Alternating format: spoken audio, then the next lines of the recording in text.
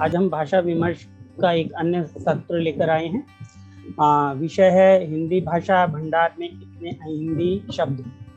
तो आज कुछ प्रस्तुतियों के बाद इस चर्चा को आरंभ करेंगे। हमारे बीच में हमारे आमंत्रित वक्ता आ चुके हैं, अन्य वक्ता भी शामिल होते जाएंगे ऐसा विश्वास है। तो हम शुरू करते हैं आज का सत्र कुछ प्रस्तुतियों के साथ। हिंदी भाषा भंडार में कितने हिंदी शब्द। जैसा कि आप स्क्रीन पर देख रहे हैं, ये जो लिपि है वो पहलवी लिपि है अवस्थाई भाषा की। पूर्वी ईरान की भाषा है यह पारसी धर्म ग्रंथों की भाषा बन जाने के कारण सिमट गई और फिर जन सामान्य की बोलचाल से लुप्त हो गई। तो हम लिपियों की थोड़ी थोड़ी चर्चा करेंगे, लेकिन मुख्यतः चर्चा करेंगे हिंदी भाषा के शब्दों की। और उस लिपि को देखने के बाद आज हम जो प्रस्तुतियां लेकर आए हैं वो गीत गायकी की हैं और कविता पाठ की। तो हमारे बीच में जो बच्चे लाइव प्रस्तुतियां करेंगे वो वेदा सिंह हैं, प्रियंका कुमारी, वरेण्य, अनुभव राज, भव्या और अनुज पांडे हैं। कुछ की प्रस्तुतियां वीडियो के द्वारा होंगी और कुछ की सीधा प्रसारित होंगी। और साथ में आप ये हिंदी लिपि भी देख रहे हैं, ये देवनागरी लिपि का एक छोटा सा लोगो में हमें दिखाई दे रहा है, जो संस्कृत, हिंदी और नेपाली भाषाओं की लिपि है। और इस लिपि के हम लोग प्रयोक्ता हैं। और आज हमारे बीच में आमंत्रित वक्ता हैं निश्चल जी, श्री कृष्ण कुमार दीक्षित जी, डॉक्टर मोहम्मद अरशद खान और श्री रजनीकांत शुक्ल जी। और बीच में हमें जो लिपि दिखाई दे रही है ये खरोष्ट की लिपि। ब्राह्मी के बाद पुरानी लिपियों में इसकी गणना की जाती है, खरोष्ट की लिपि की। हैं तो और भी लिपियां जिसके इतिहास को जानना हमें बहुत रोचक भरा लगता है, जिस पर कभी फिर बाद में चर्चा करेंगे हम। और हिंदी शब्द भंडार के अंशधारक जो शेयर होल्डर हैं वो कौन कौन से ऐसे शब्द हैं। तत्सम शब्दों को हम अपनी भाषा में देखते हैं। संस्कृत निष्ठ शब्द जस के तस, जिस तरह से अयोध्या सिंह उपाध्याय हरिऔध ने अपने कविताओं में जिन शब्दों का प्रयोग बहुतायत में किया है। दिवस का अवसान समीप था, गगन था कुछ लोहित हो चला, तरु शिखा पर थी अब राजती, कमलिनी कुल वल्लभ की प्रभा। वर्णिक छंद के साथ साथ तत्सम शब्दों का हम इसमें झलक देखते हैं, तत्सम शब्दों की। और उसके बाद जो उससे निर्मित शब्द हैं तद्भव। तो बहुत सारे मुहावरों में इन शब्दों को हम देखते हैं, तद्भव की झलक देखते हैं। भाषा में प्रयोग भी हम करते हैं, गृह को घर बोलते हैं। बंदर क्या जाने अदरक का स्वाद, अदरक तद्भव शब्द, आर्द्रक से बना। जंगल में मोर नाचा, मयूर से मोर बना। जंगल में मोर नाचा किसने देखा। घर का जोगी जोगणा, आन गांव का सिद्ध, योगी से जोगी। इस तरह की ग्राम से गांव, तो ये शब्द बने। और देशज शब्द तीसरे अंशधारक हैं हमारे। देशज शब्द जो आम बोलियों के शब्द हैं, जो प्रयोग होकर उन्होंने अपना निर्माण कर लिया, उनका स्रोत का कई बार पता नहीं चलता हमें। लकड़ी की काठी, काठी पे घोड़ा, घोड़े के दुम पे जो मारा हथौड़ा। बहुत सारे शब्दों पर हमें विद्वानों की शरण में जाना पड़ता है कि इसका स्रोत क्या है। तो देशज ऐसे बहुत सारे शब्द हैं। वैसे काठी शब्द तो हमारा तद्भव ही है, काष्ठ से बना है, लेकिन घोड़ा और बहुत सारे और हथौड़ा शब्द हमारे देशज माने जाते हैं। और विदेशी शब्दों में अंग्रेजी के अलावा अरबी, फारसी, तुर्की और भी शब्द आते हैं, जिनकी चर्चा बीच बीच में हम करेंगे। पतरून, सुकून, खून, कानून, मोबाइल, ऑनलाइन, फाइल, स्माइल, ये शब्द हमें आगे कविताओं में और गीतों में देखने को भी मिलेंगे। और एक और हमारे अंशधारक हैं संकर शब्द, जिनको रेलगाड़ी, जो दो भाषाओं से मिलकर बने। अश्रु गैस, वर्षगांठ, बस अड्डा। और हम आज बर्थडे सेलिब्रेट करेंगे वेदा का। आज जन्म दिवस है वेदा को जन्म दिवस की बहुत बहुत बधाई। संभवतः जुड़ गई हूँ या फिर वो अपने घर के उत्सव में शामिल होंगी। आज वो अपनी कविता भी सुनाने आएंगी, जिसमें तद्भव शब्द का हम प्रयोग भी देखेंगे होता हुआ। चांद का उड़न खटोला उनकी कविता है। वेदा की कविता जरूर सुनेंगे, आज उनको शुभकामनाएं भी देंगे जन्मदिवस की। और इसके बाद हम कविता एक सुनेंगे प्रियंका कुमारी से। उनका एक गीत है, सीधा अगर वो हैं तो हमें बता भी सकती, वो सीधा भी सुना सकती। ये तो गीत तो हम सुन ही लेते हैं, हम उनका एक गीत सुन लेते हैं जो उन्होंने गाया है, जिसमें देशज शब्द, बोलियों के तो शब्द हैं, हम इन पर बाद में चर्चा भी करेंगे। के पतियालय जायत रे मोरा पियतम पास, के पतियालय जायत रे मोरा प्रियतम पास, हिया नहीं सहाय सह दुख रे भेल सावन मास, हिया नहीं सहाय सह दुख रे भेल सावन मास, के पतियालय जायत रे मोरा प्रियतम पास, के पतियालय। और ये था इनका एक अपना भोजपुरी का एक गीत। और अब हम सीधा सुनते हैं, अनुभव राज के पास चलते हैं, उनका एक गीत सुनते हैं जिसमें अंग्रेजी शब्दों का प्रयोग हुआ है, दे दो मोबाइल। तो हम सीधा उन्हीं से सुनते हैं, हम वीडियो नहीं देखते। स्वागत है अनुभव। नमस्ते सर, आप सभी को। नमस्ते बेटा। हाँ, शुरू करें। मैं सुनाता हूँ। घर बैठे हैं बोर हो गया, दे दो मोबाइल। घर बैठे हैं बोर हो गया, दे दो मोबाइल। लंबी चौड़ी बात करूंगा, लंबी चौड़ी बात करूंगा, कर नंबर डायल। घर बैठे हैं बोर हो गया, दे दो मोबाइल। घर बैठे हैं बोर हो गया, दे दो मोबाइल। मम्मी तो घर के कामों में व्यस्त रहती है, मम्मी तो घर के कामों में व्यस्त रहती है। ऑनलाइन कक्षा से दीदी पस्त रहती है, मम्मी तो घर के कामों में व्यस्त रहती है। ऑनलाइन कक्षा से दीदी पस्त रहती है। अर्जी अपनी मोबाइल की, अर्जी अपनी मोबाइल की, कहाँ करूँ फाइल। घर बैठे हैं मैं बोर हो गया, दे दो मोबाइल। घर बैठे हैं बोर हो गया, दे दो मोबाइल। मोबाइल से जब भी चाहो गाना मैं सुन लूं, मोबाइल से जब भी चाहो गाना मैं सुन लूं। यूट्यूब पे वीडियो देखूं, गूगल से खोल लूं।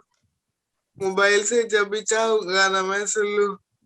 यूट्यूब पे वीडियो देखूं, गूगल से खोल लूं। बिन उसके मैं पंगु जैसा, बिन उसके मैं पंगु जैसा, खो गई स्माइल। घर बैठे हैं मैं बोर हो गया, दे दो मोबाइल। घर बैठे हैं बोर हो गया, दे दो मोबाइल। फेसबुक इंस्टा व्हाट्सएप पे फ्रेंड बनाओ खूब, फेसबुक इंस्टा व्हाट्सएप पे फ्रेंड बनाओ खूब। तरह तरह के गेम्स में खेलो, उसमें जाओ डूब। फेसबुक इंस्टा व्हाट्सएप पे फ्रेंड बनाओ खूब। तरह तरह के गेम्स में खेलो, उसमें जाओ डूब। फोटो अपनी खिंचवाऊंगा, फोटो अपनी खिंचवाऊंगा, दे दे स्टाइल। घर बैठे हैं बोर हो गया, दे दो मोबाइल। घर बैठे हैं बोर हो गया, दे दो मोबाइल। बहुत बहुत धन्यवाद। बहुत सुंदर। और सभी सुनने वालों ने ये ध्यान दिया होगा कि इसमें न जाने कितने प्रकार के शब्द थे। हम देख सकते हैं देशज शब्द में दीदी शब्द का प्रयोग किया, अरबी में बोर, तत्सम में व्यस्त, अंग्रेजी में ऑनलाइन, फोटो और भी तमाम। और तद्भव गुण शब्द, तद्भव, हम इन शब्दों पे बात तो करेंगे। बहुत बहुत साधुवाद अनुभव जी, बहुत बहुत अच्छा लगा आपकी, बहुत शुक्रिया। और अब हम सीधा अर्शद जी भी आ गए हैं, बहुत बहुत स्वागत है अर्शद जी। और हम अब एक दो प्रस्तुतियों और देखते हैं। विदेशी शब्दों पर और थोड़ी चर्चा कर लें। वैसे तो अभी अनुभव ने जो सुनाई उसमें बहुत सारे शब्दों का प्रयोग था, वो तो उसमें देशज थे, तत्सम, तद्भव, और उसमें विदेशी शब्द तो थे ही। और अब हम थोड़े एक कविता और सुनते हैं जिसमें तुक्का मारो कविता है, शादाब आलम की कविता है, तो इसको सुनते हैं। भव्या सुना रही है अपने स्टाइल में। मेरा दिल कहेगा थोड़ा हाय। अब मैं सुनाने वाली हूँ एक शादाब आलम की कविता। मेरी मुट्ठी के अंदर क्या टिंकू भैया, तुक्का मारो। माचिस की छोटी सी डिब्बी में होंगी कितनी तीली, मेरे मुंह में टॉफी है तो लाल हरिया है पीली। दूध आज कितना देगी अब्दुल की गैया, तुक्का मारो। हरी मटर की इन दो फलियों में कुल कितने दाने हैं। मेरे दादाजी के ये जूते कितने साल पुराने हैं। कहाँ गिरेगी कटी हुई वह जोकन कैया, तुक्का मारो। मिट्टी में क्या खाया मैंने आज सुबह करके मंजन, मेरी कितना धन बस्ते में कितनी है मेरे कस की नैया, तुक्का मारो। मेरी मुट्ठी के अंदर क्या टिंकू भैया, तुक्का मारो। Welcome, thank you, all the best. और ये बीच बीच में अटक कर प्रस्तुति दी थी, मुंह में टॉफी थी इसके। हाँ, वेदा भी जुड़ गई है। वेदा का हम गीत सुनेंगे। वेदा को हम अवसर देते हैं। वेदा, अपनी कविता सुनाएं, चांद का उड़न खटोला। अनुज थोड़ी इसके बाद में। वेदा जी, आपको जन्मदिवस की बहुत बहुत शुभकामनाएं, बधाई हो। Thank you uncle. मेरी भी तरफ से। तो आज मैं आप सभी के समक्ष अपनी एक रचना प्रस्तुत करने जा रही हूँ जिसका शीर्षक है चांद का उड़न खटोला। बना चांद का उड़न खटोला आसमान जाऊंगी, खेल खेलूं लुक्का छुपी तारे तोड़ के लाऊंगी। बना चांद का उड़न खटोला आसमान जाऊंगी, खेल खेलूं लुक्का छुपी तारे तोड़ के लाऊंगी। परियों संग चांद से उड़कर खास जगह मैं पहुंची, चॉकलेटी दुनिया थी वहां, इमारतें थी ऊंची। वहां जाके चॉकलेट जोड़े राज जान जाऊंगी। बना चांद का उड़न खटोला आसमान जाऊंगी। मार्शमेलो के लंबे पेड़, यम्मी चॉकलेटी बेर, वहां पर आइसक्रीम के तो लगे हुए थे बड़े से ढेर। वहां पर बस जाने को हर बात मान जाऊंगी। तभी अचानक एक आहट से नींद मेरी खुल गई, सपना सच ना होता देख बहुत उदास हुई। सपने सब सच होंगे मेरे अगर ठान जाऊंगी। बना चांद का उड़न खटोला आसमान जाऊंगी। बना चांद का उड़न खटोला आसमान जाऊंगी, खेल खेलूं लुक्का छिपी तारे तोड़ के लाऊंगी। धन्यवाद। बहुत बहुत आभार, बहुत शुभकामनाएं आपको। फिर से सभी शुभकामनाएं दे रहे हैं आपको। बहुत खूब बेटा, थैंक यू। आज मैंने अचानक देखा वो फेसबुक पर, हाँ, ये Veda Singh and these have got the race today। और अभी अभी चर्चा शुरू करते हैं। अनुज, इन्हीं की बारी है, अनुज जी की, और फिर इसके बाद वरेण्य। हाँ अनुज, हाँ आप क्या सुना रहे हैं? कुछ हाइकू और कुछ दोहे हैं। हाँ सुनाइए। हाँ, हम शब्दों पर ध्यान देंगे सभी सुनने वाले, इन्होंने शब्दों का क्या प्रयोग किया है। हाँ सुनाए, स्वागत है। अखबार के हर एक छींटे पर, हर एक पन्ने पर खून के छींटे। अखबार के हर एक एक पन्ने पर पन्ने पर खून के छींटे। बच्चे की ड्यूटी घर स्कूल के बीच बस्ते को ढोना। बहुत बच्चे की सुंदर। ड्यूटी घर स्कूल के बीच रात से पूर्व पहुंचना है घर हाँ, हर बेटी को। रात से ही पूर्व पहुंचना है पहुंचना है घर हर घर बेटी को। हर बेटी को। ये हाँ, शानदार हाइकू। हाँ, मरी एक स्त्री मरने से पहले हजारों बार। वाह। हाँ, अब कुछ दोहे।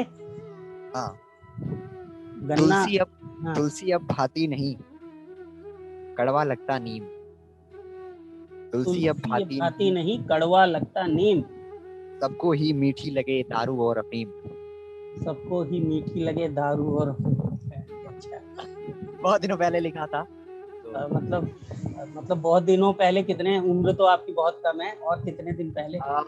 दिन मतलब पहले, महीनों या साल पहले नहीं। अच्छा, दिनों पहले। अच्छा, 4 महीने ऊपर ही हुआ होगा। अच्छा। जितना काम करें नहीं उतना करें प्रचार। जितना काम करें नहीं उतना करें प्रचार। आज के लोग। हाँ। और कंबल बांटे सैकड़ा, फोटो 1000। वाह, क्या बात है, क्या बात है। 1000 फोटो 1000। फोटो 1000। 12वीं जो फेल था, 12वीं जो फेल था, हाँ, जमी उसी की धाक। वाह, समसामयिक है। हाँ, बहुत। 12वीं जो फेल था, जमी उसी की धाक। ऊंची डिग्रियां ऐसे बनी मजाक। क्या बात है। ऊंची ऊंची डिग्रियां ऐसे बनी मजाक। और एक दोहा तो काफी लोगों ने अपना प्रेम दिया कि पाप हृदय में रह गया बनकर अमिट लकीर। पाप हृदय में रह गया बनकर अमिट लकीर। बनकर अमिट लकीर। नीति सिखाते मर गए तुलसी सूर कबीर। नीति सिखाते मर गए तुलसी सूर कबीर। वाह, बहुत सुंदर। और एक दोहा ऐसा ही है, इसी दुकान से है कि पढ़े लिखों के देश में लुटे सुता का चीर। पढ़े लिखों के देश में लुटे सुता का चीर। बहुत सुंदर। लाख गुना इससे भला अनपढ़ रहे कभी। लाख गुना इससे बड़ा भला अनपढ़ रहे कभी। बहुत फिलहाल इतना ही। बहुत बहुत साधुवाद। बहुत सुंदर दोहे और हाइकू। आनंद आ गया। और शब्दों के प्रयोग पर हमारा ध्यान था कि आप कैसे कैसे शब्दों का प्रयोग कर रहे हैं। बहुत बहुत साधुवाद। रजनीकांत जी का बहुत बहुत स्वागत है, वो भी जुड़ गए हैं। और हम एक रचना और सुनते हैं वरेण्य की। वरेण्य हमें सुनाने जा रहे हैं संकर शब्दावली वाली एक कविता, जो 2 भाषाओं के शब्दों के मेल से बने कुछ शब्दों पर ध्यान दीजिएगा। ऐसे कौन से शब्द हैं, तो सुनते हैं वरेण्य की कविता। नमस्कार, रेल। मेरा नाम वरेण्य है। मैं कक्षा 5 में पढ़ता हूँ। आज मैं आपको एक बाल गीत रेल, जो कि हरिवंश राय बच्चन ने लिखा हुआ है, वो सुनाने जा रहा हूँ। आओ हम सब खेलें खेल, एक दूसरे के पीछे हो, लंबी एक बनाए रेल, जो है सबसे मोटा काला वही बनेगा इंजन वाला।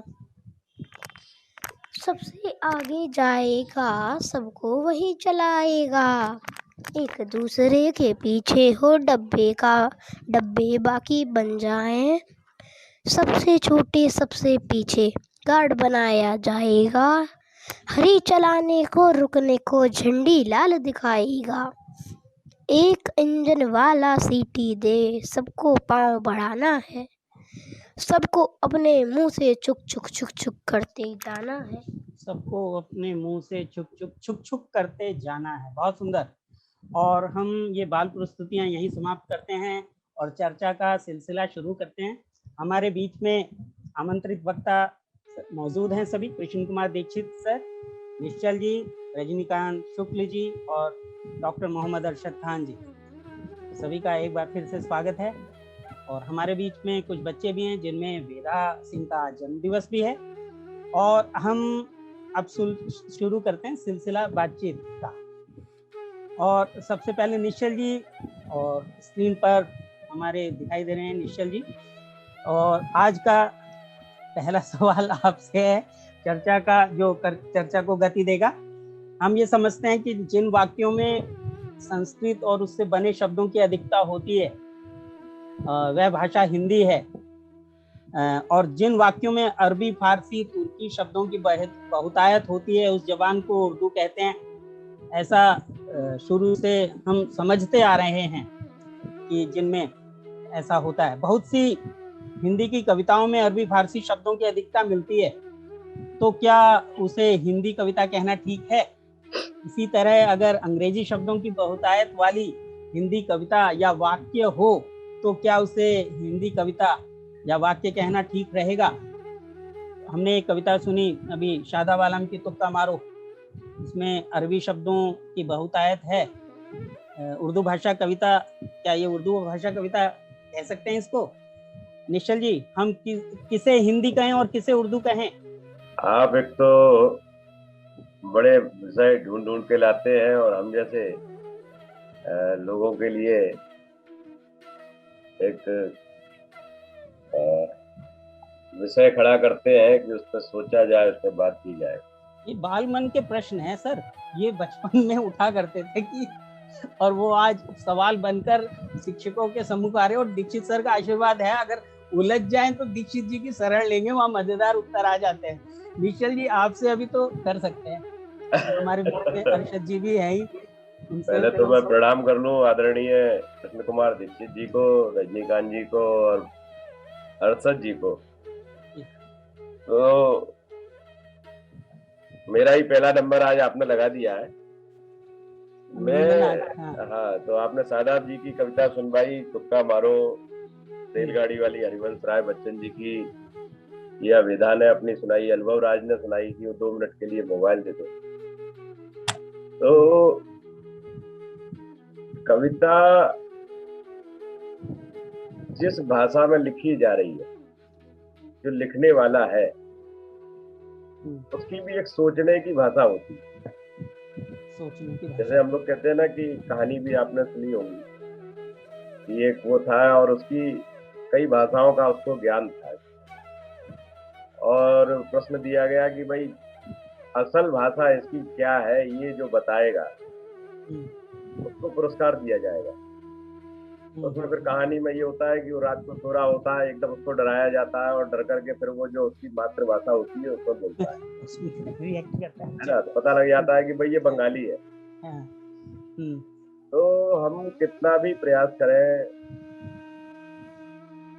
कि दूसरी भाषा के शब्द जिनको हमने देशज शब्द मान लिया, ये तो जब बच्चा धीरे धीरे बड़ा होता है उसे व्याकरण पढ़ाई जाती है, जिंदगी के तौर तरीके सिखाए जाते हैं, और हम उसको जो है उसके एकाकार से अलग अलग रूपों में बांटते हैं, है ना। तो ये बताते हैं कि भाई ये जो तुम वाक्य मतलब बोल रहे थे, अब ये वाक्य होता है, वाक्य का ये रूप होता है, इस रूप में ये होता है, इसमें ये शब्द होते हैं, ये देशज शब्द होते हैं, ये दूसरी एक भाषा होती है, वहां से आए हैं, बटन वहां से आया है, ये फारसी से आया है, ये ईरानी भाषा से आया है। लेकिन वो तो शुरू से जानता था कि मैं तो हिंदी बोल रहा हूँ। सादाब जी की कविता को अगर उर्दू की कोई पत्रिका फारसी लिपि में छाप देगी तो मैं समझता हूँ कि वो उर्दू की कविता हो जाएगी। अच्छा, ऐसा मान सकते हैं, है ना। मेरा ये मानना है। उस दिन एक दिन और बात हो रही थी कि आदरणीय कृष्ण कुमार दीक्षित जी कह रहे थे कि भावानुवाद और अनुवाद, तो अब इसी कविता में सादाब जी में अगर आप हिंदी के विशुद्ध शब्द रखने का प्रयास करेंगे, जिन्हें संस्कृत है या कुछ और, हिंदी बात हो रही थी कि कातिल और हत्यारा दोनों का अलग अलग प्रयोग है ना, कंप्लीट और फिनिश का इंग्लिश में ही अपना अलग अलग प्रयोग है, तो उसका अर्थ बदल जाएगा। लेकिन सादाब आलम ने जो कविता लिखी वो हिंदी में लिखी, वो उर्दू में नहीं। उन्होंने ये मान के नहीं लिखी कि मैं उर्दू की कोई नज्म लिख रहा हूँ। मीटर सेलेक्ट करना कि उर्दू में जैसे बहर होती है कि फ़ईलुन फ़ाइलुन मुस्तफ़ाइलुन बहुत सारी होती है, तो वहाँ भी जो है गजल और हिंदी गजल का एक मामला आया कि भाई ये गजल है, ये हिंदी गजल है, तो वो एक चर्चा का एक पूरा विषय उधर भी। लेकिन कविता में जिसने लिखी है वो किस भाव भूमि को लेकर के लिख रहा है, पहली चीज तो वो है। भाई अगर हम अपने परिवेश से जुड़ करके लिख रहे हैं, और कुछ शब्दों का इस्तेमाल हम दूसरी भाषा का कर रहे हैं जो हमारी रचना को व्यापकता दे रहा है। जी जी। है ना, इसी रचना की बात अगर करेंगे, है ना, तो इसमें अगर मैंने कहा ना कि अगर मेरे सामने लिखी हुई होती तो मैं कोशिश करता कि उन शब्दों की जगह इन शब्दों को हम करेंगे तो कविता अपना अर्थ हो सकता है खो देती, हाँ, है ना, सही या बात। कोई भी और रचना है तो वो भी अपना अर्थ हो सकती है। उसको कहते हैं ना कि अर्थ का अनर्थ होना। तो हर एक कविता जिस व्यक्ति ने लिखी है तो उसकी भावभूमि क्या है, उसका परिवेश क्या है, किस परिदृश्य में लिखी है। अब ये हमारे ऊपर है कि हम उसमें अगर कुछ शब्दों की अधिकता देख रहे हैं, कुछ को आपत्ति हो सकती है ना, कि भाई अंग्रेजी के बहुत शब्द आ रहे हैं तो ये अंग्रेजी की कविता होगी। जबकि केवल अंग्रेजी की कविता लिखनी होगी तो अपने आप में उसका एक अलग फॉर्मेट होगा, उनका वर्ड की फ्रेमिंग होगी वो अलग होगी, सेंटेंस की फ्रेमिंग अलग होगी, उसमें राइमिंग अलग तरह की होगी, और उसको उसी तरह से गाया जाएगा या बोला जाएगा। हिंदी की कविता को गाने का एक अलग आनंद है, अंग्रेजी की कविता को गाने का एक अलग आनंद है। देशों के जो बहुत बड़े बड़े कलाकार हैं वो बहुत बढ़िया खूबसूरत गाते हैं, लेकिन अगर हमें कहा जाए कि उसको सुनिए तो हो सकता है हमारे कानों में दर्द होने लगे, लेकिन वही उनके लिए सुमधुर है। तो हमारी भाषा में जो लिखी गई उसमें हो सकता है कि दूसरी भाषा के शब्द आए, तो दूसरे हमने ले लिए तो इसका मतलब ये नहीं है कि वो उनकी है। जो भी कविता है, बच्चन जी की कविता है तो उसमें आप कहें कि ईरानी भाषा के शब्द ले लिए कि फारसी के ले लिए तो उस भाषा के शब्द है तो उनकी होगी। समझता हूँ कि वो कविता तो हिंदी की ही रहेगी। बाकी अभी चर्चा आगे बढ़ेगी तो कुछ चीजें मैं भी समझने का प्रयास करूंगा, क्योंकि मेरा इसमें कोई शोध ऐसा हो नहीं है।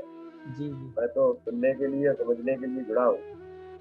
तो यही है, जैसे जिसने लिखी है ना, जहाँ से जो मिला अच्छा मिला। जैसे हिंदी को लेकर के कहते हैं कि हिंदी की स्वयं में क्या है, वो दुर्गा की तरह है। तो जो जहाँ से अच्छा मिला, दुर्गा का कहते हैं ना कि अपने पास की कोई शक्तियां नहीं है, कि उनका निर्माण किया गया कि किसी ने अपने कोई शक्ति दी, किसी ने अपनी शक्ति दी, किसी ने अपनी शक्ति दी, और पूरा एक वो स्वरूप तैयार हुआ दिव्य स्वरूप।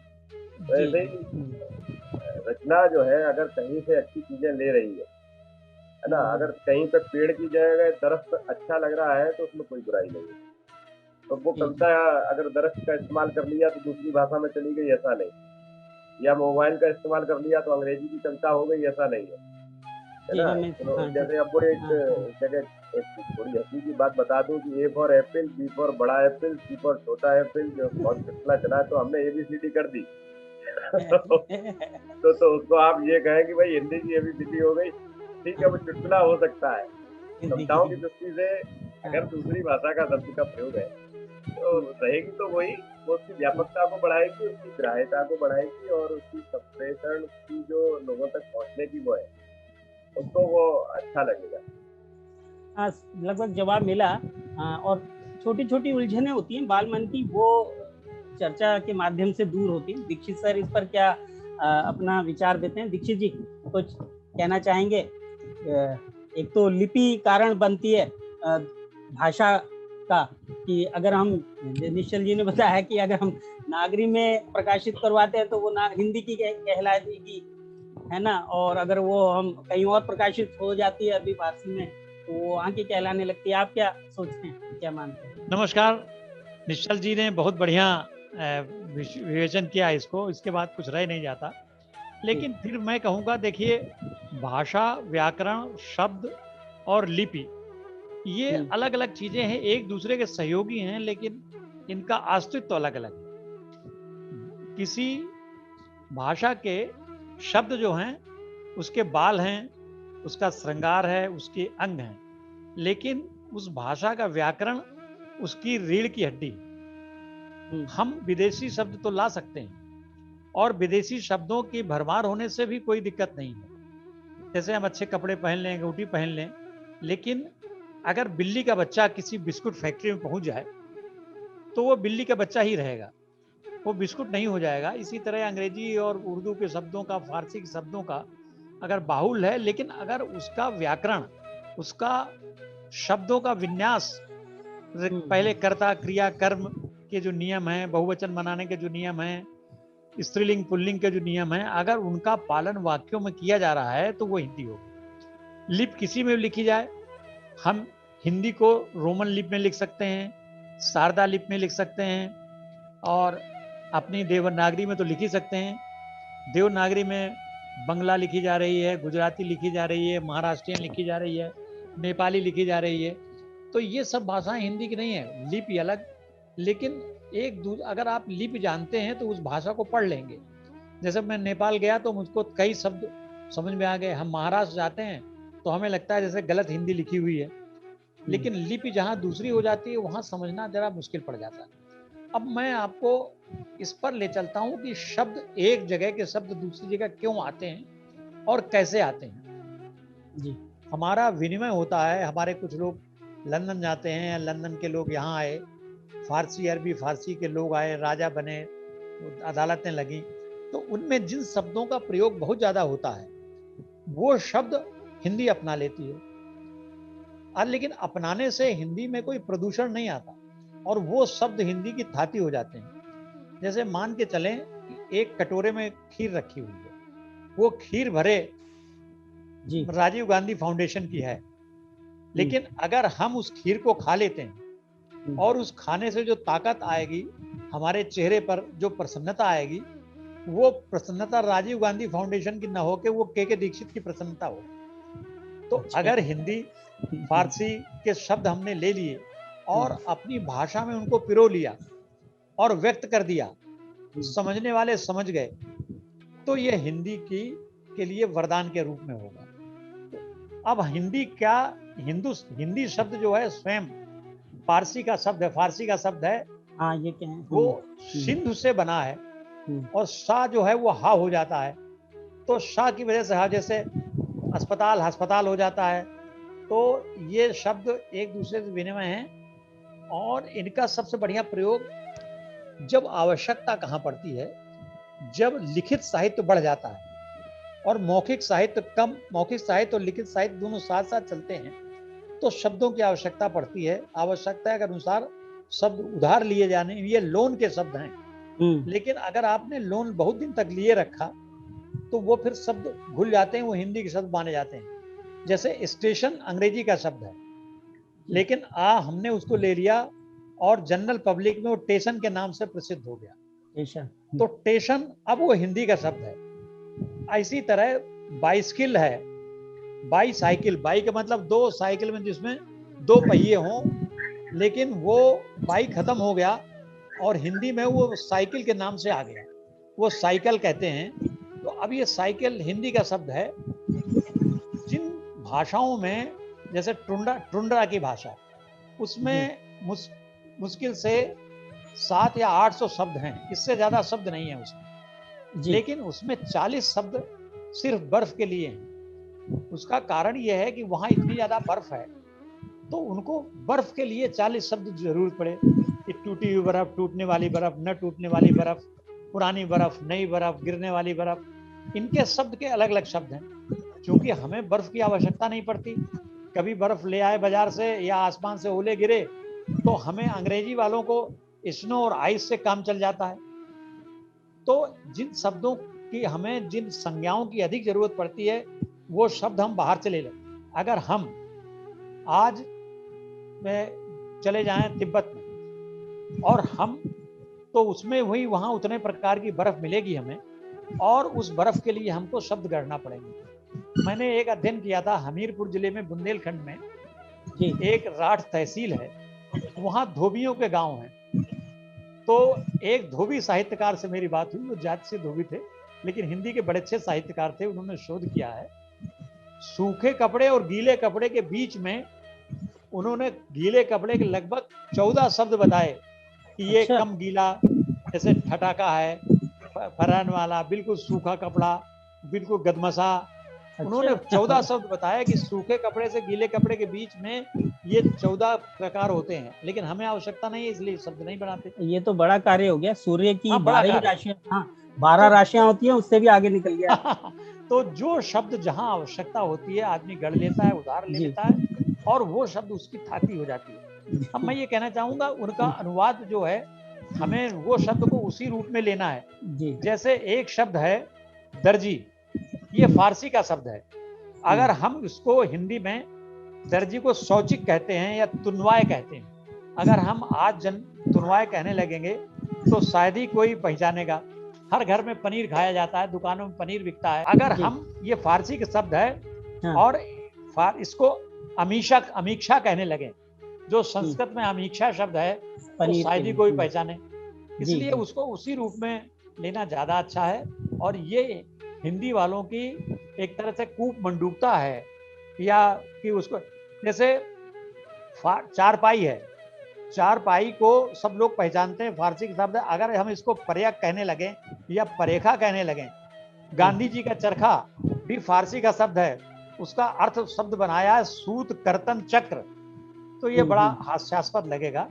तो मैं आपके माध्यम से कहना चाहता हूँ कि हमें जो शब्द उसी रूप में है उसी तरह लेना है, और जो शब्दों की परिभाषा हमें नहीं बनानी है, नहीं तो हम बड़ा नुकसान कर बैठेंगे। सिर्फ व्याकरण हिंदी का हो, चरखे का बहुवचन चरखों होगा, ना तो चरखास नहीं कहेंगे हम। धन्यवाद। बहुत सुंदर, आगे के सवालों के भी जवाब दे दिए दीक्षित सर ने।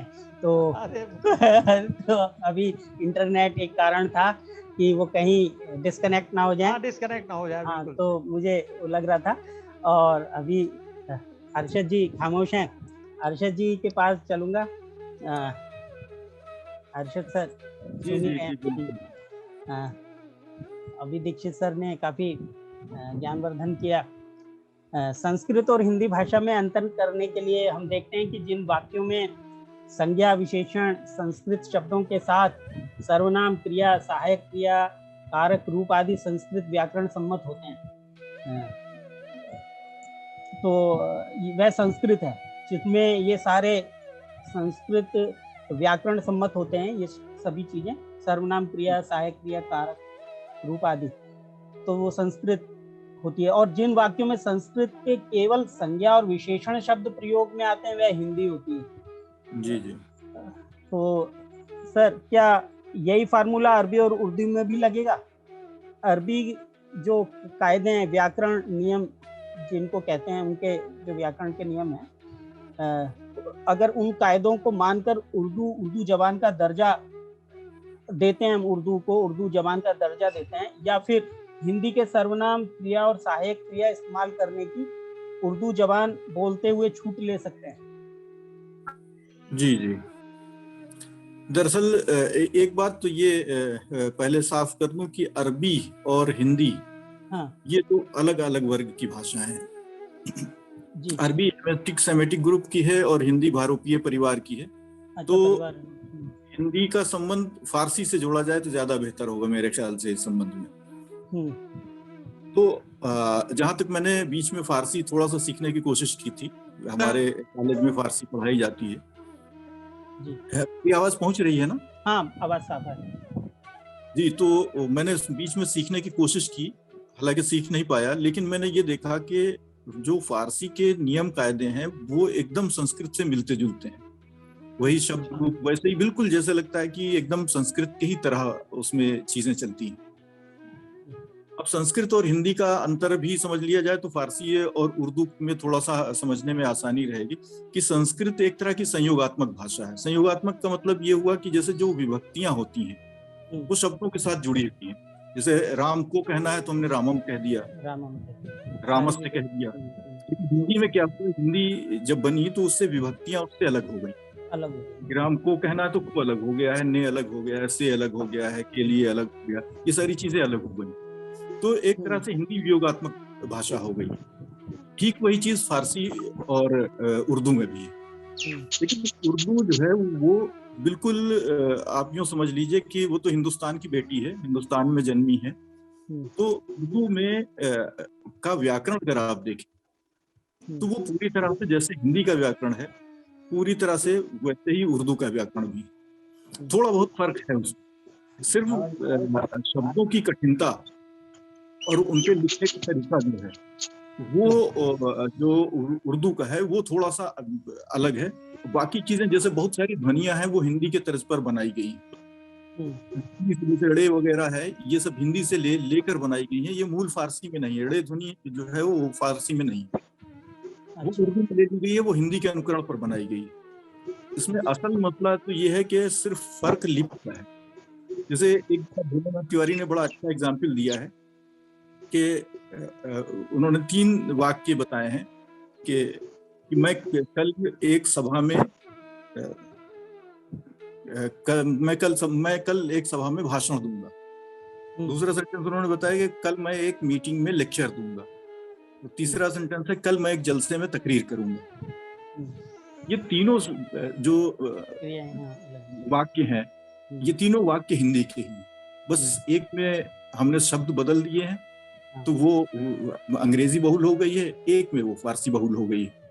तो उर्दू में थोड़ा सा है बारीक फर्क थोड़ा सा है कि जैसे बहुवचन बनाने का नियम थोड़ा उर्दू में अलग हो जाता है। अब हिंदी में हम अखबारों कह देते हैं, उर्दू में अखबारात कह देंगे। वैसे अखबार खुद ही अपने आप में एक बहुवचन है खबर का। तो उर्दू में थोड़ा सा बहुवचन वगैरह बनाने के नियम ये थोड़े से अलग हैं। इसके अलावा कुछ जैसे शब्दों के स्त्रीलिंग पुल्लिंग में भी थोड़ा फर्क है।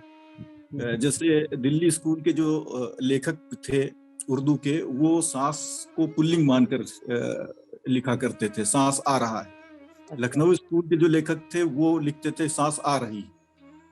तो थोड़ा सा ये इनका फर्क तो दिखाई देता है। वैसे पूरी तरह से जैसे मैं बोल रहा हूँ, मैं कह रहा हूँ, ये अगर आप वर्ड लिखेंगे तो सिर्फ लिपि का फर्क होगा और भाषा का इसमें कहीं कोई फर्क नहीं। हालांकि मैं इससे एक जुड़ा एक अनुभव बताऊं कि मैंने एक कहानी लिखी थी अभी, मिट्टी का कटोरा। तो वो मैंने, चूंकि वो पूरी तरह से मुस्लिम परिवेश पर आधारित थी, तो मन में एक जोश जागा कि मैं इसकी क्यों ना उर्दू एक पत्रिका में प्रकाशित कराऊं। तो मैंने उर्दू पत्रिका में भेज दी। तो उसमें वहां से संपादक का फोन आया, भाई साहब आपने जो उर्दू भेजी, अब उर्दू में मैंने भेजी तो गूगल से कन्वर्ट करके, जाहिर सी बात है उसमें गलतियां थी।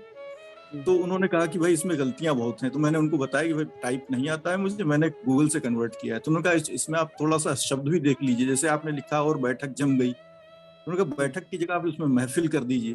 तो बस इस तरह की चीजें हैं जो चेंज होती। बाकी हमने देखा कि मेरी वो कहानी आप हिंदी में भी पढ़ लीजिए, वही कहानी उर्दू में पढ़ लीजिए, सेम चीज है, उसमें कोई फर्क नहीं, सिर्फ शब्दों के अलावा। तो बस लिपि एक ऐसी चीज है जो थोड़ा सा फर्क करती है। और बाकी मेरे ख्याल से अगर आप भाषा के स्तर पर जाएं तो उर्दू का सारा व्याकरण जो है वो हिंदी के अनुरूप चलता है। और थोड़ा बहुत ऐसा है, बहुवचन बनाने के नियम है और बाकी चीजों के नियम है, वो जो है थोड़ा सा उर्दू में फारसी के आधार पर चलते हैं। बाकी व्याकरण जो उसका मूल ढांचा है वो हिंदी का भी और उर्दू का, ये दोनों एक जैसे। जैसे कर्ता क्रिया कर्म का जो क्रम हिंदी में होता है वही क्रम उर्दू में होता है। अंग्रेजी में भिन्न हो जाएगा जी, फारसी में भिन्न हो सकता है, लेकिन हिंदी और उर्दू में बिल्कुल एक जैसा रहता है। तो मेरा कुल मिलाकर कहना यही है कि उर्दू का व्याकरण और हिंदी का व्याकरण लगभग समान है, मतलब उसमें अंतर जो है वो नगण्य सा है। तो इसी रूप में इसको देखा जा सकता है। जी जी जी, मैं जवाब मिला और इस चर्चा को और आगे बढ़ाते हैं। रजनीकांत जी उपस्थित हमारे बीच। जी जी, रजनीकांत जी, एक समय था जब हिंदी प्रेमी विद्वान नए आविष्कारों के नाम रखने में देर नहीं लगाते थे, तो वो हम देखते भी हैं और आज भी प्रयोग में लाते हैं बहुत सारे ऐसे शब्द, और उनके रखे नामों को जनता कंठार बनाती थी। आकाशवाणी, दूरदर्शन शब्द हैं हमारे सामने, लेकिन ये संस्थानों के नाम हैं, मगर ये रेडियो टेलीविजन के पर्याय भी हैं। तो मैं आपसे जानना चाहता हूँ कि आजकल हिंदी नामों को गढ़ने की परंपरा ढीली पड़ गई है, ये तो है। फेसबुक, ईमेल, ट्विटर, मॉनिटर आदि शब्दों के संस्कृत नाम प्रचार नहीं पा रहे हैं, या इन शब्दों पर हिंदी प्रेमी विद्वानों की स्नेह दृष्टि अब नहीं पड़ती? जी, तो सबसे पहले तो मैं यहाँ उपस्थित अपनी इस सभा में जो 18 लोग उपस्थित हमें दिखाई दे रहे हैं, सभी का मैं अभिवादन सभी को करता हूँ यथा योग्य। और मैं बड़ा अच्छी चर्चा चल रही है। निश्चल जी ने शुरुआत से ही इतना अच्छा बताया, उसके बाद दीक्षित जी ने जो, और उसके बाद जो अरशद जी ने किया, तो बिल्कुल एकदम एक स्तरीय वार्ता चल रही है और निश्चित तौर पे बहुत ही ज्ञानवर्धन हो रहा है, बहुत सारी जानकारियां मिल रही हैं। मैं अपने विषय में एक बात कहना चाहूंगा। जो सबसे पहले मुझे लगता है कि ये बताइए कि मनुष्य भाषा के लिए है या भाषा मनुष्य के लिए? हमें ये देखना है। जी, बहुत सुंदर। अगर हम ये देखेंगे हाँ, कि भाषा के लिए मनुष्य है, हाँ, फिर तो बात कुछ और हो जाएगी। जी, और हो वैसा ही उल्टा हो रहा है।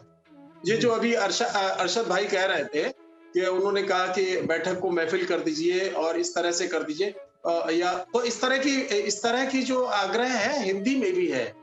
एक आजकल व्हाट्सएप पे इस तरह के मैसेज आमतौर पे आते रहते हैं कि वो कहते हैं कि नहीं नहीं, ये इस तरह का, इसका पर्याय ये है, उर्दू के शब्दों का, अल्फाजों का इस्तेमाल मत करो, हिंदी का करो, और ये मतलब शुद्धतावादी लोग, और वो सब तरफ हैं, सभी तरफ ऐसे शुद्धतावादी लोग।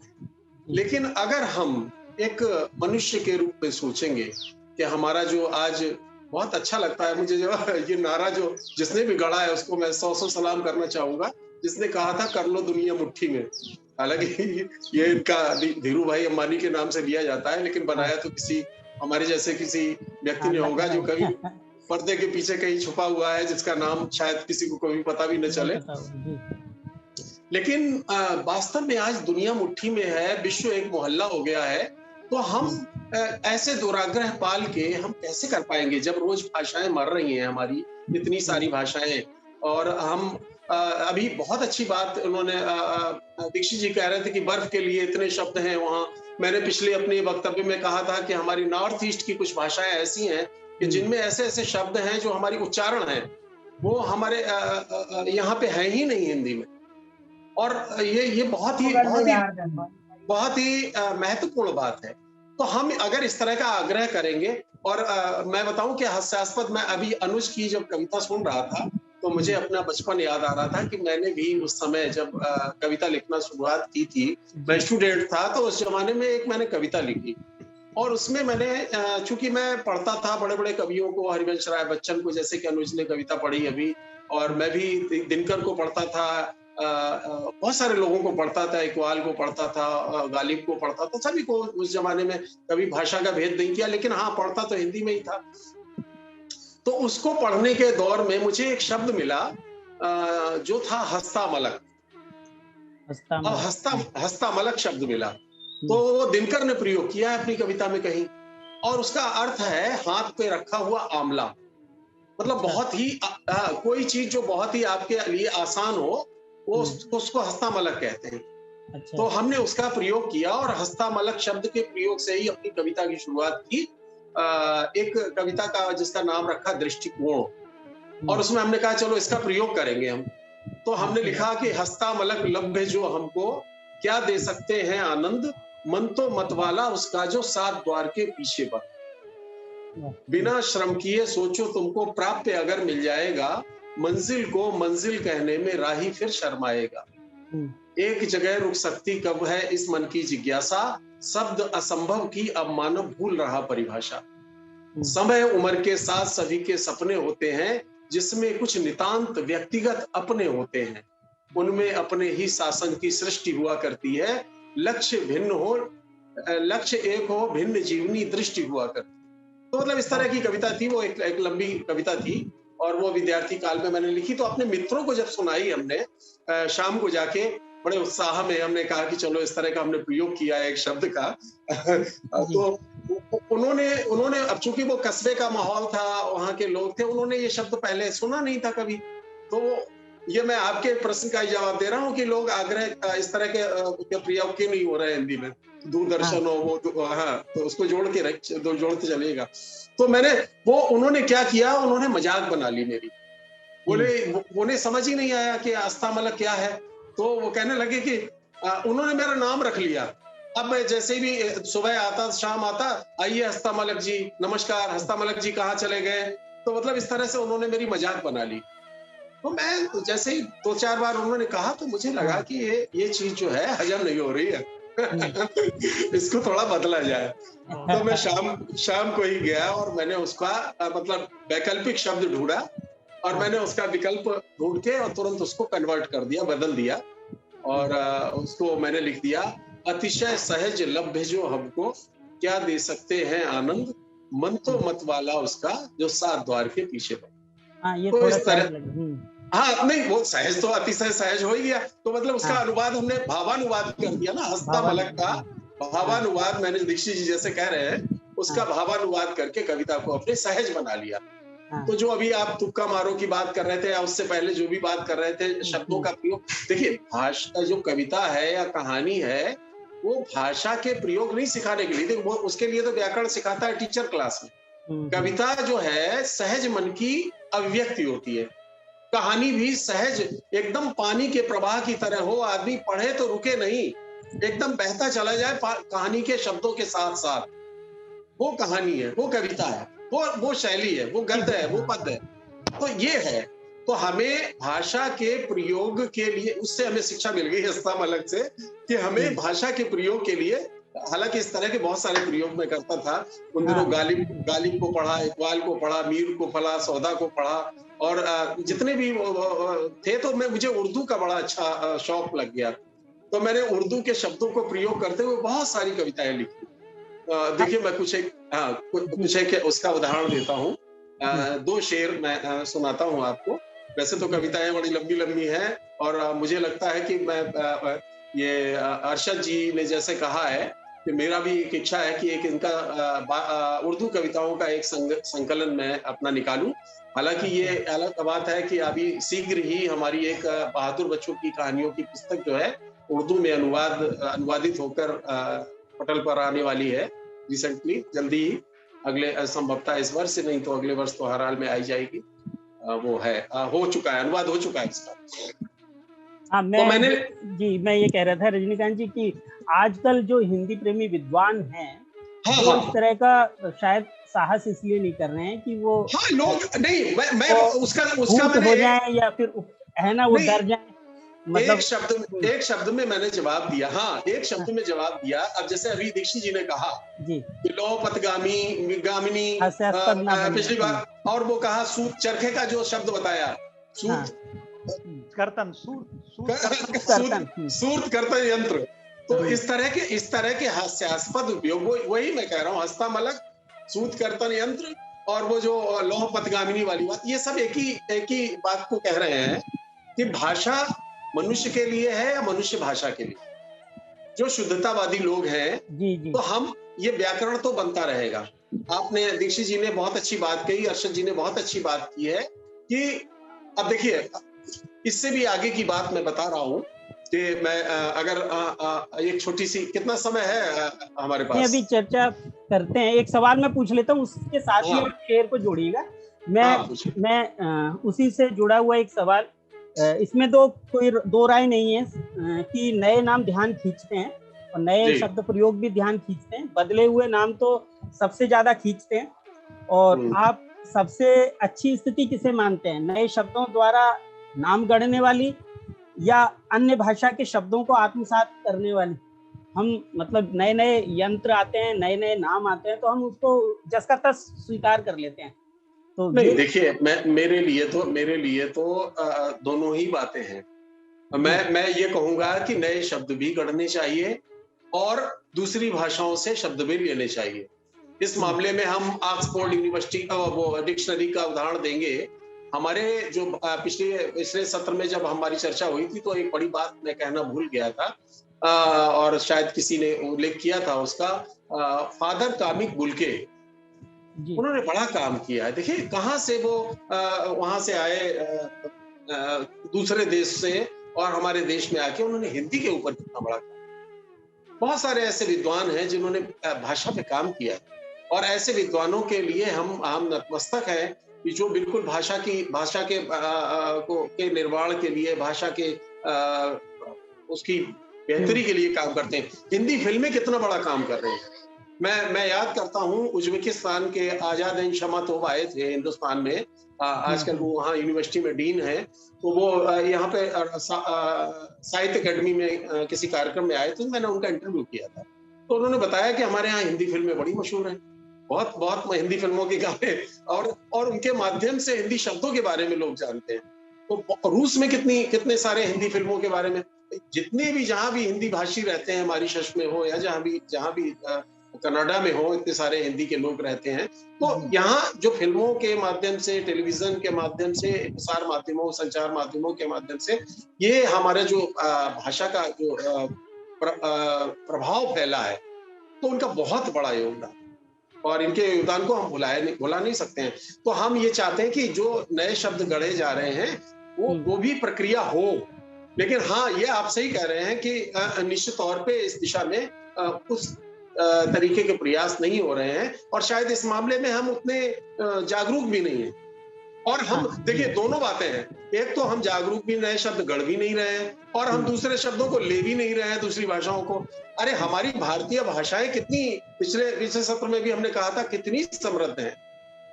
हाँ, तेलुगु है, कन्नड़ है, मलयालम है, इन भाषाओं को हम क्यों नहीं शब्दों को लेते हैं? हम इनको ले, बंगला है, नॉर्थ ईस्ट की इतनी सारी भाषाएं हैं, हम अपने हिंदी के परिवार को बड़ा क्यों नहीं बनाते हैं? सही बात। मैं दीक्षित सर, इससे जुड़ा हुआ एक सवाल है जो थोड़ा अभी उसका उत्तर पूरा नहीं मिल पाया है, कि हम कंप्यूटर को संगणक या परिकलित कहना कितना युक्ति मानते हैं। कई लोग तो कहते भी हैं और कई लोग थोड़ा अजीब पसंद करते हैं उसमें बोलने में। कीबोर्ड को कुंजी पटल कहना, बल्ब को लट्टू और गिफ्ट पैक को उपहार कहना तक तो ठीक है, मगर केक को उत्सवी हलवा और स्मार्टफोन को दिव्य दूरभाष कहें तो लगता है कि हम हिंदी की सर्वग्राहिक की छवि बिगाड़ रहे हैं। आप क्या सोचते हैं? बिल्कुल सत्य कहना है। अभी निश्चल जी ने भी इसी बात को कहा। एक्चुअली हम उनका, जैसे यूं मान लें कि जो शब्द जहां पर उगता है, जहां से बनता है, उस शब्द का, उस संज्ञा का अनुवाद नहीं करना चाहिए, परिभाषा नहीं करनी चाहिए। जैसे चरखा शब्द को मैंने कहा कि अगर हम उसको सूत, कर्तन, चक्र कह देंगे तो हमने चरखे का संज्ञा का नाम, उसकी परिभाषा कर दी हमने कि वो क्या काम करता है। लौह पथगामिनी, लोहे पे चलने वाली। तो आज जैसे हम हिंदी का शब्द है मिर्जाई, एक पहनने का वस्त्र है। अब हम मिर्जाई को, अगर इंग्लैंड में हम मिर्जाई पहन रहे हैं तो उसको हम कमीज नहीं कहेंगे, बुशर्ट नहीं कहेंगे, उसको मिर्जाई ही हमें कहना पड़ेगा।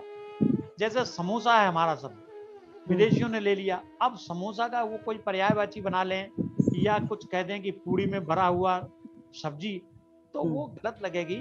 ये जो हमारे भाषा का अनुवाद करने के लिए जो कमेटी बनाई जाती है, वो अपने पैसे को जस्टिफाई करने के लिए इस तरह के शब्द, अभी मैंने गणित का एक विश्वकोश लिखा है, वो केंद्रीय हिंदी संस्थान से पब्लिश भी हुआ है। उसमें क्या है कि वो एक उन्होंने परिभाषा बना दी कि साहब इन्हीं पे आपको पर्यायवाची शब्द लिखना है। तो अब त्रिकोण, जैसे ट्रेंगल है, उसमें त्रिकोण लिखा है और त्रिभुज लिखा है, 2-4 और शब्द लिखे हैं। अब हम किसको लें? हमारे सामने प्रॉब्लम है। बंगला में उसको त्रिकोण कहते हैं, यहाँ त्रिभुज कहते हैं। तो हम लोगों ने उसमें जो कंप्यूटर है तो हम लोगों ने कंप्यूटर लिखा। ये शब्द जो है इनको हैरेस करना चाहिए और इनको नुकसान करना चाहिए। सबसे बड़ी बात यह है कि हिंदी के जो विद्वान हैं वो उपसर्ग और प्रत्यय का प्रयोग नहीं करते हैं, उससे शब्द इतने बन जाते हैं। हम हिंदी में लगभग 50-60 उपसर्ग और प्रत्यय तो मुझे मालूम है। हमारे एक टीचर ने बताया था कि जल के पर्यायवाची याद कर लीजिए आप, और हर जल के पर्यायवाची में जा लगा दीजिए तो कमल का पर्यायवाची हो जाएगा। अच्छा, अगर दा लगा दीजिए तो बादल का पर्यायवाची हो जाएगा, और धा लगा दीजिए तो समुद्र का पर्यायवाची हो जाएगा। आपने जलद, जलद, जलज, इस क्रिया से आपने हजारों शब्द बना लिए। इसी तरह उर्दू के कुछ हम ले लें, जैसे बेईमान, तो बेशरम, तो ये हम प्रत्यय और उपसर्गों का प्रयोग हम नहीं कर रहे हैं। अभी जैसे हमारे पूर्व वक्ताओं ने बताया कि मैंने एक प्रयोग किया मैं भी जब कहते हैं हिंदी के जब साहित्यकार की मूंछें निकलने लगती हैं हाँ। तो वो कविता लिखने लगता है। जैसे हमारे अभी नए कवि लिख रहे हैं, हाँ। तो मुझे अनुज पांडे, हाँ। अनुज पांडे जी ने बताया, तो जब हमीरपुर जिले में कवि सम्मेलन होता था तो मैंने कवि सम्मेलन के लिए एक कविता तैयार नहीं थी, लेकिन मैंने एक कविता सुनाई, बड़ी तारीफ हुई उसकी। वो कविता 8 लाइन की मैं सुना रहा हूँ। मैंने सुनाया कि कलंक से शशंक हो मयंक ग्लानि से चला, कलंक से शशंक हो मयंक ग्लानि से चला, व्याधि त्रास से वितर्क मोह असू अर्गला, उग्रता विबोधशी विषाद स्वप्न देखता, दैन्य चिंतु किंतु गर्भ धैर्य हर्ष ले चला, श्रीमती मती अमर साथ मृगी रोग में विकल, स्मृत प्रिया की थी गई थी लजा चपल, और सुख भाव गुप्त थे सोचनीय थी दशा, निद्रा लस्य जड़ छोड़ उन्मादी नशा। इस कविता की बड़ी तारीफ हुई और संचालक ने तो ये तक कह दिया कि इतनी बढ़िया कविता हमें सुमित्रानंद पंत के बाद सुनने को मिली है। हमारे गुरुजी बैठे थे चंद्रिका वर्षा में, उन्होंने कहा कि दीक्षित तुम कल मुझसे मिला तो बोले तुम जरा फिर कविता सुनाओ। सुनी, फिर सुनाओ।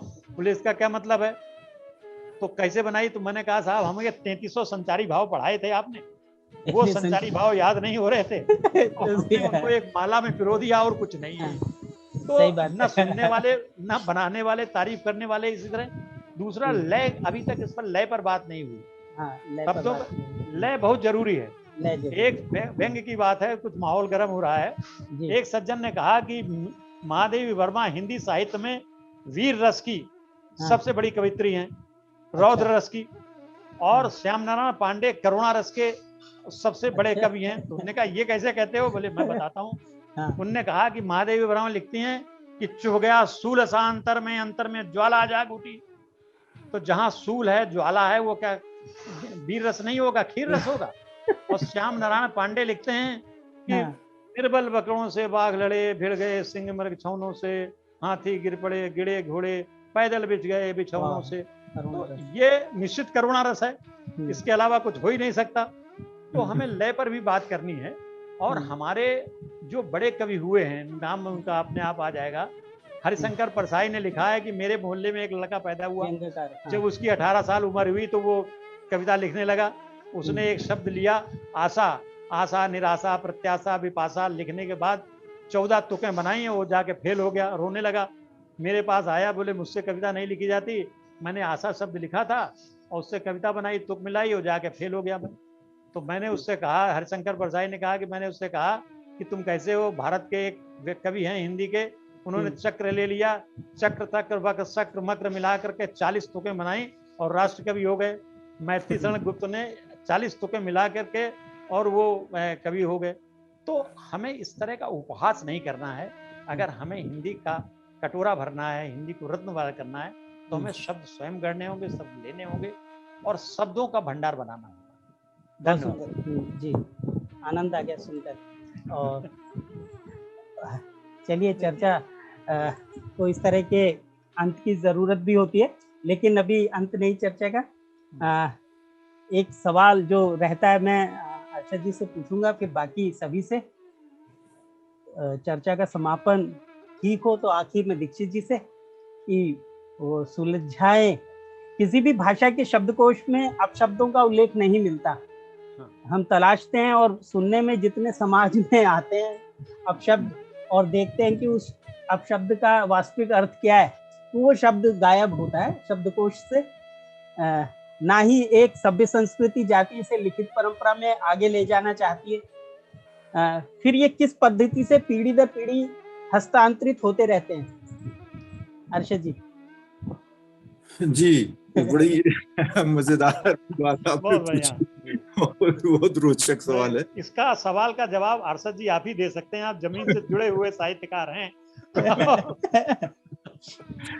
वैसे मैंने इधर जो गालियां आमतौर पर दी जाती हैं इस देश पे, उसका जब मैंने अध्ययन किया तो मैंने पाया उसमें ज्यादातर तो फारसी की ही गालियां हैं।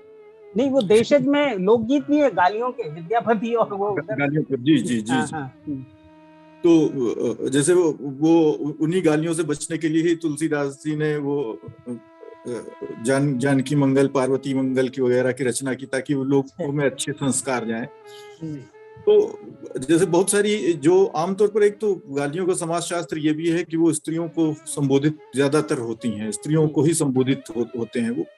और ये इनको सभ्य समाज में जाहिर सी बात है स्वीकार नहीं करता है, लेकिन जो व्यक्ति के मन की कुंठा होती है वो किसी न किसी रूप में मिलती है। लेकिन मुझे बड़ा आश्चर्य हुआ कि जब मैंने देखा कि बहुत सारी की जो गालियां थी उनकी उत्पत्ति फारसी से थी। जो भी माँ की बहन को संबोधित करके दी जाती हैं वो सब पूरे तरह से फारसी थी। तो मुझे लगा कि हिंदी कम से कम इस मामले में शुद्ध है कि इस तरह की हिंदी में कोई ऐसे शब्द नहीं मिलते हैं, या मिलते होंगे मुझे पता नहीं। तो कहने का मतलब ये कि वो ये चीजें लोगों की कुंठा निकालने के लिए ये सामाजिक स्तर पर वो जो चीजें हैं वो बन जाती हैं, और कुछ चीजें हैं जो व्यापी हो जाती हैं, पूरे में व्यापक हो जाती हैं। लेकिन कुछ ऐसी हैं जो क्षेत्र विशेष में प्रचलित होती हैं, उन्हीं क्षेत्र विशेष तक सीमित रहती हैं। तो ये शब्दकोश में तो स्थान जाहिर से बात है कि नहीं पा सकती हैं, लेकिन ये वही है कि व्यक्ति की कुंठाएं जो होती हैं वो किसी न किसी रूप में अभिव्यक्त होती हैं, और एक वर्ग से दूसरे वर्ग को नीचा दिखाने के लिए स्त्री बड़ा माध्यम होती है। आप जानते हैं कि स्त्री को ही लेकर जितने की जही कुआरी देखी तही घर जाए धरे हथियार, तो पुराने दौर का जो जितना वीर गाथा काल है वो सब स्त्रियों के ही पर अधिकार और उनके उस पर लेकर लिखा गया है। जैसे भक्ति काल के अब सारे नायकों को, सारे कवियों को देख लीजिए, तो स्त्री के प्रति उनका दृष्टिकोण, चाहे तुलसी हो, चाहे कबीर हो, इवन जायसी भी पद्मावती को जो पर नारी है उसको स्त्री का प्रतीक गढ़ देते हैं।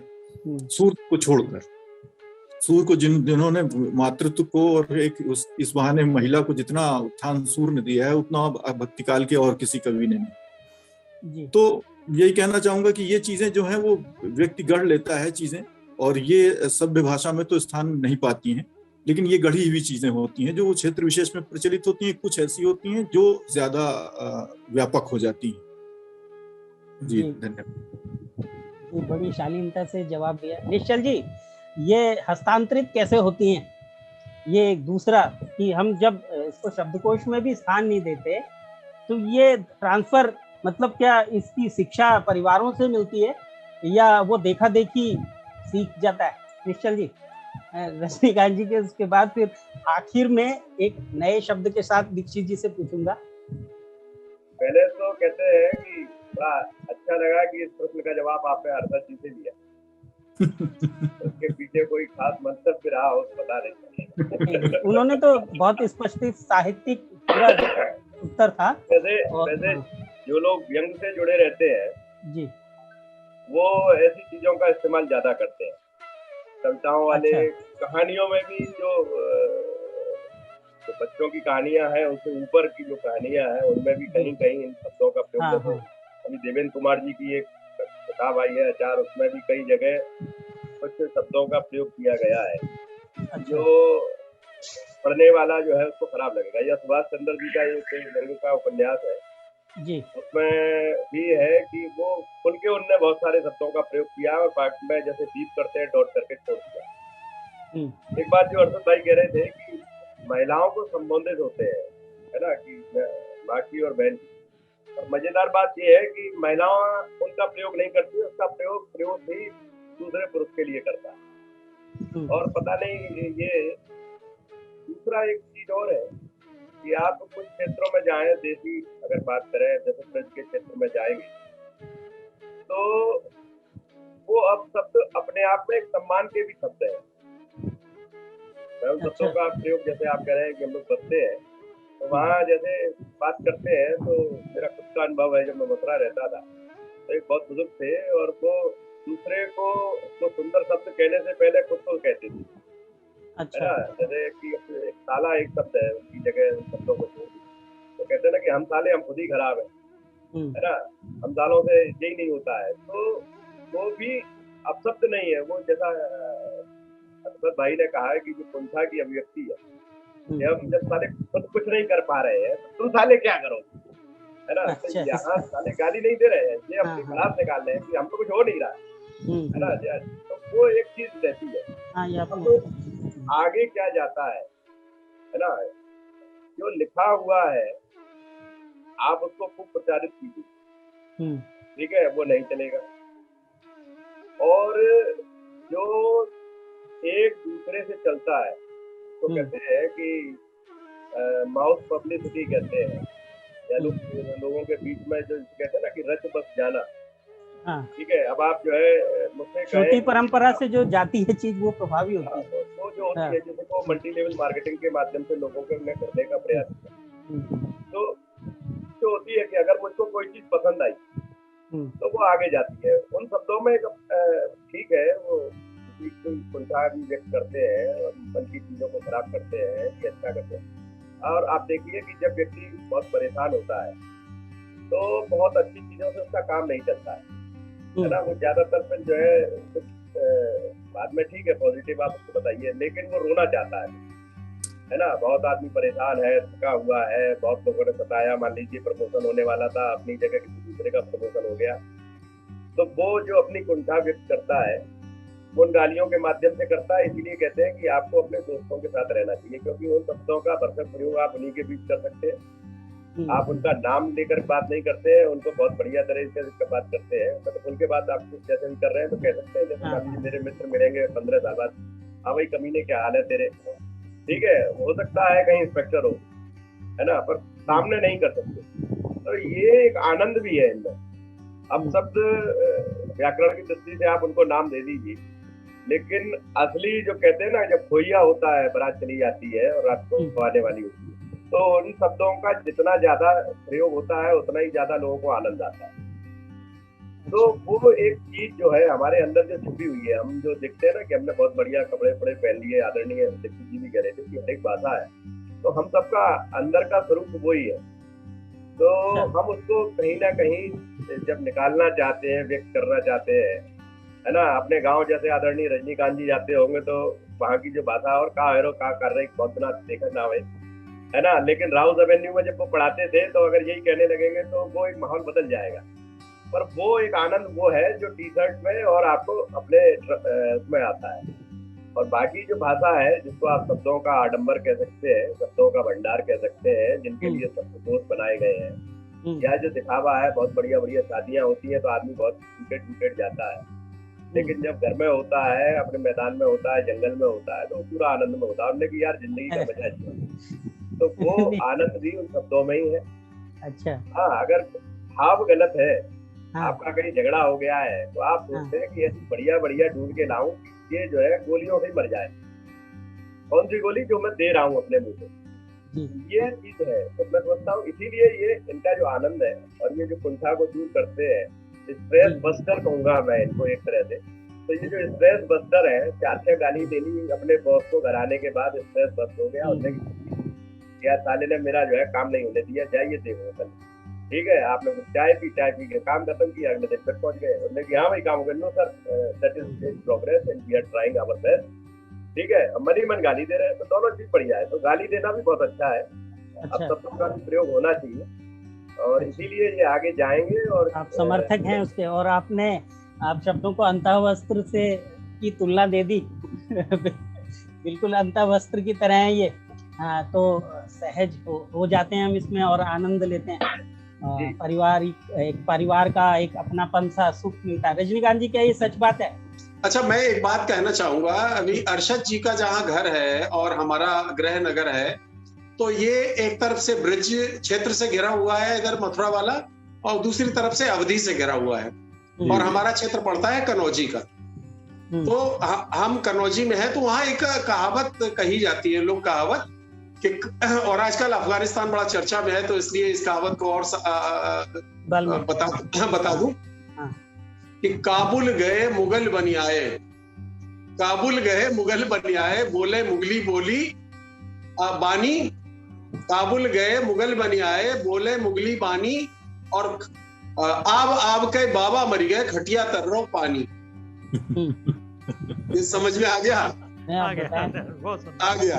दीक्षित जी तो समझ गए होंगे और शायद हमारे हिंदी के सभी लोग समझ गए होंगे, लेकिन जो नहीं समझे तो वो ये है कि काबुल गए, जो लोग विदेशी, वो कहते हैं देसी गधा और पंजाबी रैंक, एक ये कहावत है। तो चूंकि लोक भाषा में मैंने भी काम किया है और लोक साहित्य पे काम किया है जिन दिनों अध्ययन काल के दौरान, और हमारे यहाँ एक त्रिपाठी जी थे, उन्होंने कनौजी लोक साहित्य का अध्ययन किया है।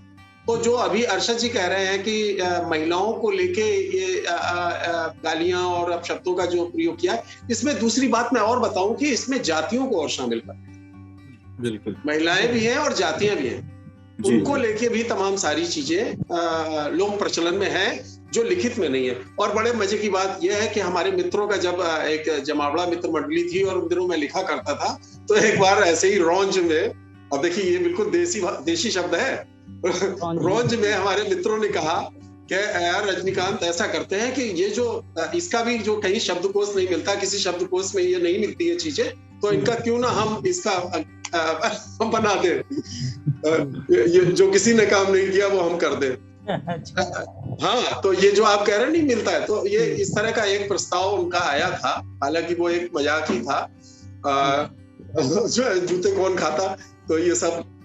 लेकिन जो लोग कनौजी लोक साहित्य में जो बात उन्होंने, त्रिपाठी जी ने काम किया था, बाद में ये दिल्ली के देवनगर में इवनिंग का स्कूल था, उसमें वो पढ़ाते भी थे दिल्ली यूनिवर्सिटी में। तो मैं दिल्ली में जब आया 92 में, तो उनसे मैं मिला भी, तो उनकी जो साहित्य अकेडमी की लाइब्रेरी में पुस्तक है भी कनौजी लोक साहित्य की, तो उसमें ये जो चीजें आप कह रहे हैं ना, बहुत सारी चीजें ऐसी हैं जो आप जो कह रहे हैं ना, लिखने में कहीं उल्लेख नहीं मिलता है, उसमें उल्लेख है वहाँ, उसमें उनका, जैसे कि ये अभी जो कह रहे हैं आज से अचार वाला देवेंद्र जी कहानी में, तो उसमें बहुत सारी चीजें ऐसी आपको मिल जाएंगी कि साहित्य में मिल जाता है। हाँ, तेली का तेल जले और मसालची का ये हो, तो वो इस तरह से वो सब उसमें लिखा हुआ मिल जाएगा बाकायदा। तो ये मैं कहना चाहता हूँ कि आमतौर पे होता जरूर नहीं है, लेकिन जैसे कि अंतावस्त्रों की तुलना इन्होंने की और बहुत सारी चीजें और बताई। अभी पिछले दिनों कुछ चीजें, जैसे साले की बात कही, तो अभी पिछले दिनों हम याद करें कि एनसीईआरटी की एक कविता पे बड़ा चर्चा चली थी लंबी सोशल मीडिया पे, छोकरी शब्द पे। हाँ, तो कुछ शब्द कहीं किसी क्षेत्र विशेष में गाली के रूप में प्रयोग होते हैं और दूसरी जगह उनको सामान्य भाषा में प्रयोग किया जाता है, तो ये सब चीजें। जी, ठीक बात। और मैं आखिर में दीक्षित सर से पूछूंगा कि जो वैसे तो ये बताया कि साहित्य में प्रयोग हो रहा है, कोशों में नहीं हो रहा, ये बात तो है, लेकिन हमें अगर कोश के लिए प्रयास करना हो दीक्षित सर, तो पुलिसिया विभाग को ये कार्य दे देना चाहिए। ये सही है, ये सही है। तो वहाँ भी बहुत सारे लेखक कवि तो सारे अतिथियों को प्रणाम करते हुए मैं थोड़ा सा इस विषय में, मेरी गति है, तो मैं थोड़ा सा ज्यादा समय ले रहा हूँ। जी हाँ, पश्चिम से चलता हूँ। पश्चिम में तर्कशास्त्र में अगर आपको अपनी बात मनवाना है जी, तो तर्कशास्त्र में 4 नियम दिए। पहला है आर्गुमेंटम, आप अपने शब्दों से उसको कन्विंस करिए, हिंदी में जिसको अभिधा कहा जाता है, अभिधा लक्षणा व्यंजना। तो अभिधा से आपको कहते हैं, जैसे आपने कमल कहा तो आपके सामने कमल का फूल खिल गया, तो ये तो साधारण लैंग्वेज हुई, आप उसको मनवा लीजिए। जब वो साधारण से नहीं जाता तो लक्षणा से कहते हैं, उसको टांट करते हैं, और जब वो नहीं मानता तो व्यंजना से कहते हैं हिंदी में। पश्चिम में जो बात आप कहते हैं, अगर वो आर्गुमेंटम कहलाता है कि आप अपने आर्गुमेंट दीजिए, मान जाए। जब वो आर्गुमेंट से न माने तो श्रद्धा उत्पादन करिए, ये कहिए कि गांधी जी ने कहा है, हिटलर ने कहा है, लॉर्ड मैकाले ने कहा है, ऐसे व्यक्तियों का नाम लीजिए जिससे उसको श्रद्धा है कि ये तो बात रामचरितमानस में लिखी है, आपको तुमको मानना ही पड़ेगा। तो श्रद्धा, जब इन दोनों से नहीं कोई हो पाता तो आर्गुमेंटम एट अब्यूजिंग, गाली दे के मनवाइए कि कौन साला कैसा कहता है कि नहीं। तो आप जब गाली देंगे, ये या ऐसा मानने वाला गधा है, जो इस तरह कहता है वो घसियारा है, तो इन गालियों का प्रभाव सामने वाले पर हो या हो, वो कहते भैया ठीक है, तो तुम कह रहे हो ठीक है, कौन गधा बने कौन घसियारा बने। तो वो पश्चिमी एक तर्कशास्त्र का नियम है। और चौथा तर्कशास्त्र का नियम है आर्गुमेंटम एट बकुलम, डंडा लेके खड़े हो जाइए, जो मेरी बात नहीं मानेगा मैं उसकी खोपड़ी खोल दूंगा। किसको?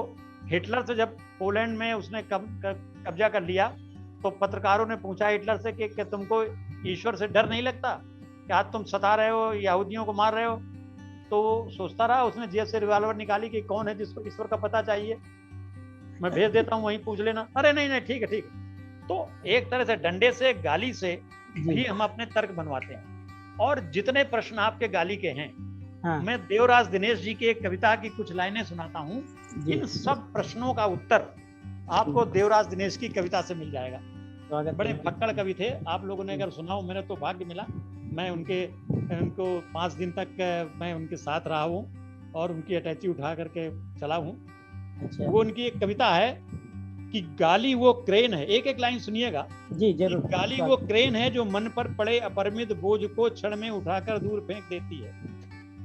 कल्पना कीजिए कि आपको आपसे किसी सबल ने पीटा हो, जोर से घसीटा हो, अंगों को तोड़ा हो, गर्दन को मरोड़ा हो, तो उसके चले जाने के बाद एक गाली दीजिए कि पता नहीं साला अपने आप को क्या समझता है, लगता है ठीक करना ही पड़ेगा, तभी इसके मन का नशा झड़ेगा। ठीक तो आप क्या करेंगे, पर गाली तो दीजिए, गाली के शब्दों का अमृत सा पीजिए, फिर देखिए दर्द हो जाएगा दूर, कष्ट हो जाएगा काफूर और विचारों की गाड़ियां पुनः आने लगेंगी। तो गाली के जन्मदाता ऋषि को प्रणाम। जी। एक हिंसावादी था जो है कि तलवार मारे तो आप तेगा मारिए, दूसरा अहिंसावादी था कि दाएं गाल में मारे तो बाएं गाल करिए, एक तीसरा मध्यम मार्गी था, उसने गाली का आविष्कार किया कि मारेंगे भी नहीं और छोड़ेंगे भी नहीं। तो आप चाहें तो गाली को आत्म प्रशंसा के रूप में प्रयोग कर सकते हैं। आप कहिए कि दुनिया कहां से कहां निकल गई, लेकिन हम हैं उल्लू हैं, गधे हैं, पाजी हैं, गंवार हैं। हम सत्य पर डटे हैं तो डटे रहेंगे, साहित्य का भला करते हैं तो करते रहेंगे, दुनिया चाहे जो कहे। आप चाहे तो सामने वाले मित्र को गाली दीजिए, वो आपके पैर पकड़ लेगा। आप कहिए गधा क्या लिखता है, जब ये लिखता है तो कालिदास रोने लगते हैं, दिनकर भाड़ा ढूंढने लगते हैं। ये लेकिन इसमें यह है कि यह किसी की चापलूसी नहीं करेगा, तो गधों की तरह पड़ा हुआ है, सुअर की तरह लेटा हुआ है। अब मित्र आपकी परिभाषा करेंगे। जहां तक गाली के शब्दकोश की बात है, तो मेरे पास अंग्रेजी की 5 गालियों की डिक्शनरी है, डिक्शनरी ऑफ स्लंजेस। आप कहेंगे तो 18 तारीख को मैं कुछ लेता भी आऊंगा। हिंदी में जरूर नहीं बने, लेकिन मैंने प्रयास किया है और हो सकता है कि साल 2 साल में आप अश्लील अपशब्द और विभत्स शब्दों का एक आपको डिक्शनरी मिल जाए। सबसे अच्छा। बड़ी बात, गाली डिक्शनरी लिखना आसान है, लेकिन उसको पब्लिश करना मुश्किल है, उसमें पुलिस पकड़ लेगी। अच्छा, इसका भी विकल्प, हाँ, पुलिस ही पकड़ लेगी, पुलिस तो सबसे ज्यादा प्रयोग करती है उनका। नहीं, वो करती है, इसमें एक बात है कि वो असंवैधानिक शब्द प्रयोग नहीं कर सकते ना। हाँ, तो उसका एक दफे निकला था कि पुलिस में महिलाएं इसलिए कम है कि महिला थानेदार अगर है तो वो गाली कैसे देगी, और वो अगर अश्लील गाली देगी तो और अपराध और बढ़ जाएगा, लोगों को मजा आने लगेगा। तो इस वजह से महिलाएं थानेदार नहीं बनती हैं, पुलिस में महिलाएं कम हैं। तो इसका भी एक विकल्प मैंने ढूंढ लिया है कि इसको कैसे पब्लिश किया जाए। वो फ्रांस में अश्लील शब्दों की भाड़ आ गई, 4 लेटर वर्ड कहलाते हैं ये अश्लील शब्द जी। तो वहां पर एक कानून बना कि ये अश्लील शब्द नहीं पब्लिश किए जाएंगे। तो जब महीने भर में डिबेट होकर के तय हो गया कि ये शब्द अश्लील हैं, इनको नहीं पब्लिश किया जाएगा। तो जब ये कानून बन गया तो कानून की किताब को पब्लिश करने के लिए कानून के प्रकाशक, किताब के प्रकाशक को जब ये दिया गया तो उसने कहा कि अब ये कानून बन गया है, अगर मैं इसको प्रकाशित करता हूँ तो कानून की किताब ही सबसे पहली किताब होगी जो इसका उल्लंघन करेगी, शब्द होंगे। हाँ, अब बड़ी दिक्कत पड़ी, तो फिर वो लौटा दी गई किताब की इसको कैसे छापा जाए। तो 3 महीने के डिबेट के बाद एक विकल्प निकाला कि एक शब्द जो पी से शुरू होता है और यस ई से खत्म होता है, 6 शब्दों का है, उसका दूसरा शब्द यह है, तीसरा शब्द यह है और 5वां शब्द यह है, इनको क्रम से नहीं पब्लिश किया जाए। आप समझ रहे हैं, जैसे एक शब्द है, हाँ मैं समझ गया। तो उसको पहला शब्द लिखा, आखिरी शब्द लिखा, आखिरी से पहला लिखा, उसको 1 2 3 4 के क्रम से नहीं पब्लिश किया जाएगा। तो प्रकाशकों ने किया उस धारा का नाम लिख दिया, वहां तक लाए शब्द उपन्यास में, और वो लिख दिया कि धारा 340। अच्छा, श्रोताओं को वही आनंद आने लगा और फिर कुछ नहीं। तो कानून से बचने का एक तर्क अगर हम चंबेल वे में लिख देते हैं तो लिख सकते हैं। तो हमारे रमई काका ने उसका अनुवाद किया था, उन्होंने लिखा कि जो आपन आहू गरियाए ले हैं बहुत प्यारी गारी, असना हम का गरियाए सकी ससुरारी माँ सरहद सारी, जो तुम परिषद में जाते हो ना तो को अपनावत आइस ढंग, तुम्हारे अमृत बचनन ते तो पावन हुईगा राज संग, भारत के गोला इस चले पहुंचा अमेरिका तक धक्का है, जान जानसन के सूखी बिल्सन हुए हक्का बक्का। तो जब गोला गोली ना काम दीन तो गारी दीनिन मनमानी, या कही जात है मसल बिलारी खम्बान वाचा खिसियानी। तो खिसियानी आदमी गाली देता है। अब गाली प्रकरण बहुत ज्यादा हो जाएगा, आप गाली न देने लगे, मैं हम विराम लेता हूँ। धन्यवाद, बहुत बहुत शुक्रिया। चर्चा आखिर में ऐसी थी कि गर्म हो गई थी और इसका कोई अंत नहीं था। आखिरी सुना है कि कुछ ऑफिसों में कहीं ऐसी व्यवस्था है, जैसा कि बताते हैं कि जो अधिकारी वर्ग है बॉस के कमरे में, तो उनका एक कमरा भी बना हुआ है कि वहां जाके उनकी तस्वीर है बॉस की, कि जो चाहे वहां इतनी जाए कि अपने मनचाही गालियां दे सकता है जाके वहां। बता दूं, इंदौर में एक वर्कशॉप खुली हुई है, वो आप जाएंगे तो आपसे वो 500 रुपया लेते हैं, और अच्छा। आप किस तरह का टेंशन है वो आपसे पूछते हैं। अगर आपको बास से टेंशन है तो बास का फोटो बना के उसमें जूते लगाइए, और अच्छा। या उसको जिससे आपको चिढ़ है वो उसको दूर करते हैं आप। वो अलग अलग 5-6 कमरे बने हुए हैं, इंदौर में है वो। तो आप अगर चाहें उससे, आपको जब आप निकलेंगे तो बहुत। और एक इटावा के पास, इटावा से जब आप कंसौजी जाते हैं तो चुगलखोर की वो कब्र बनी हुई है, वहां सब लोग उतर के जूते मारते हैं उसको। तो ये सब वो प्रयोग हैं जिनका प्रयोग कर सकते हैं। अनुज जी कह रहे हैं भड़ास निकालने का कमरा। अनुज ने सही लिखा है जी। चुगलखोर के जूते मारने का अगर आपको हो तो इटावा से कंचौसी जाइएगा तो चुगलखोर की एक कब्र बनी हुई है, उसमें सब लोग जूते मारते हैं। तो आज की चर्चा हम यहीं समाप्त करते हैं। इस मनोरंजक भी है जी, हाँ, गुड़गांव में भी है ये चीज। अच्छा।